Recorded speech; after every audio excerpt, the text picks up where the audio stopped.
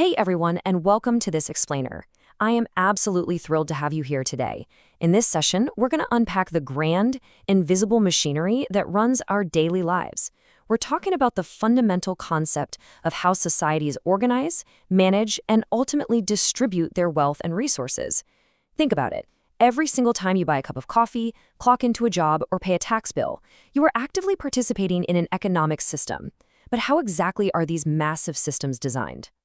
Well, it all boils down to this one singular, kind of fascinating question. Who decides what gets produced, how it's made, and who actually gets it?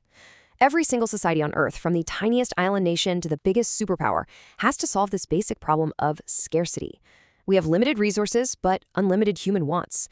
How a nation chooses to answer that question forms the very bedrock of its society. Okay, let's dive into our mental map for today. First, we'll cover what is an economy. Then we'll explore capitalism, the free market, followed by socialism, total state control. After that, we'll look at the mixed economy, the compromise, and finally, measuring economic development. Section 1. What is an economy? The engine of society.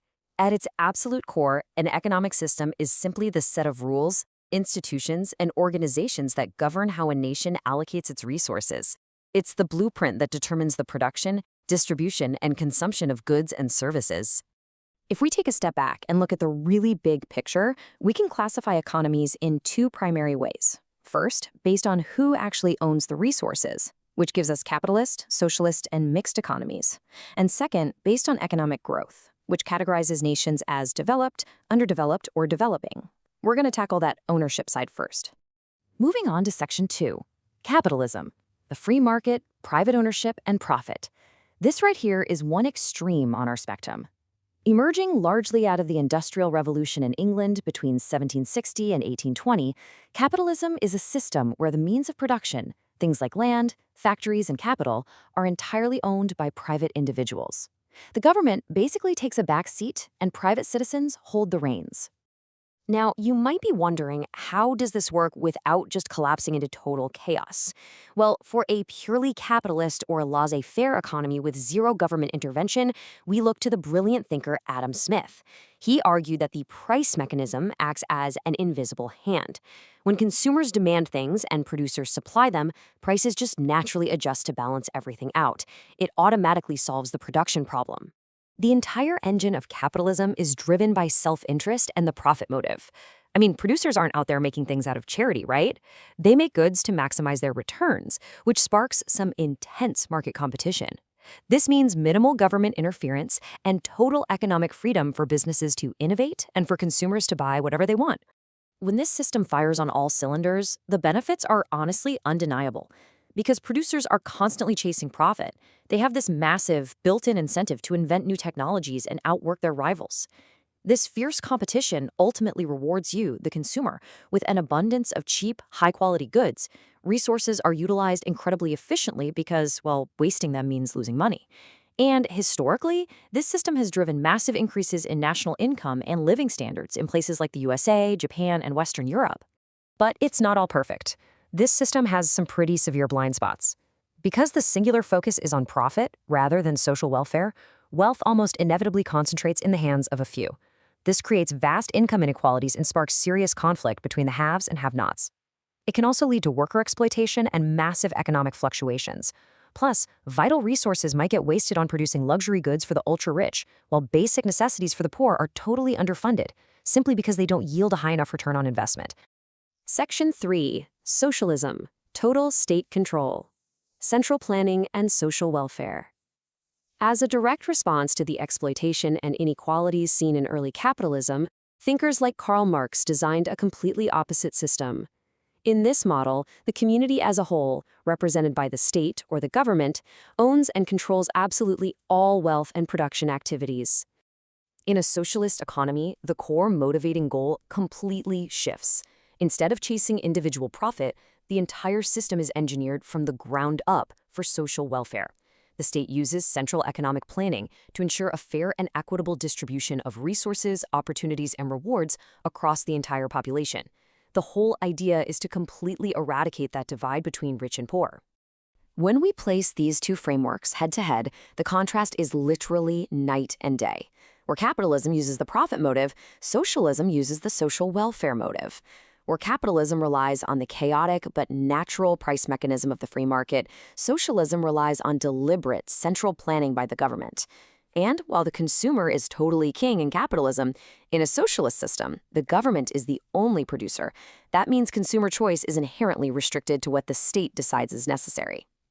Now, on paper, the advantages of this state-controlled approach are highly appealing. Central planning cuts out all the chaotic waste of redundant competition. It guarantees basic social justice by actively trying to minimize income inequality and providing essential facilities like housing, education, and healthcare to everyone. Plus, by actively controlling the economy, the state protects its citizens from the crazy boom and bust roller coaster of the free market, ensuring real economic stability. However, the practical pitfalls are equally significant. The true Achilles heel of socialism is the lack of individual incentive. Think about it. If everyone gets the exact same basic rewards, regardless of how hard they work, overall efficiency inevitably plummets. Private enterprises are banned, which means a profound loss of consumer freedom. Furthermore, putting total economic control into the hands of the state creates massive bureaucratic red tape and concentrates immense political power. And as we've seen historically, that concentration of power has sometimes paved the way for authoritarianism. Section 4, Mixed Economy, the Compromise, Blending the Extremes. So, if both extremes have these major flaws, what on earth is the solution? Propounded in modern times by economists like J.M. Keynes, the mixed economy is the compromise.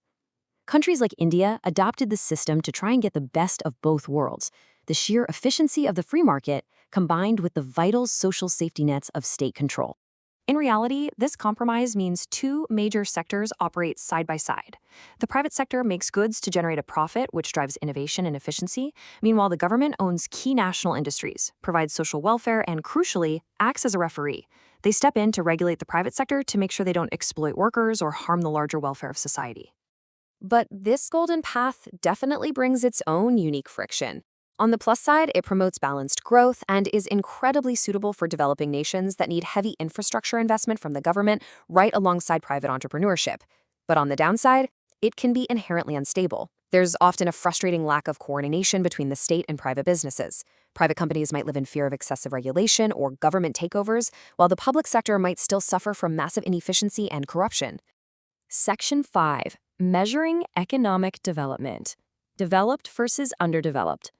Up until now, we focused heavily on how an economy is structured and who owns it. Now, we're going to shift our lens to the actual results these systems produce for their citizens on the ground. Check out this stark dividing line. According to the World Bank report cited in our source, if a country's gross national income per capita is $1,145 or less, it is officially classified as a low-income, underdeveloped, or developing economy. This single metric is the primary dividing line in global economics, because per capita income is a direct, quantifiable reflection of a population's overall standard of living.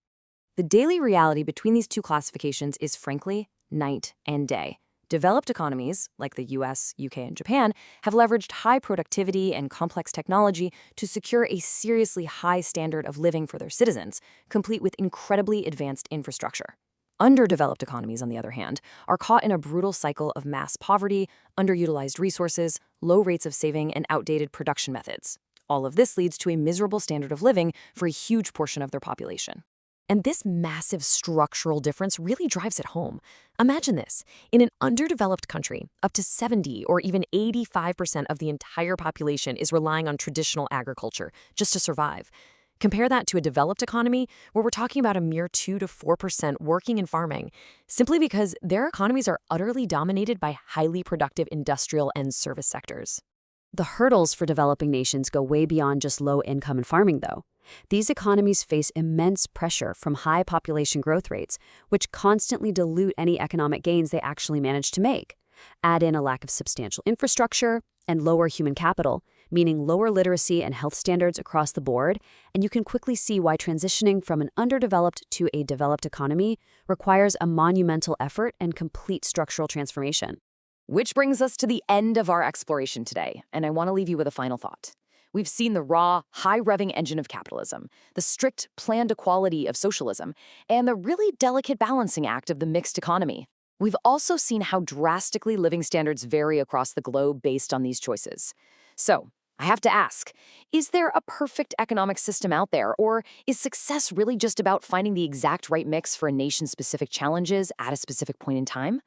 Thank you so much for joining me in breaking down the complex mechanics of global wealth and society in this explainer. Keep questioning, keep learning, and I'll catch you next time.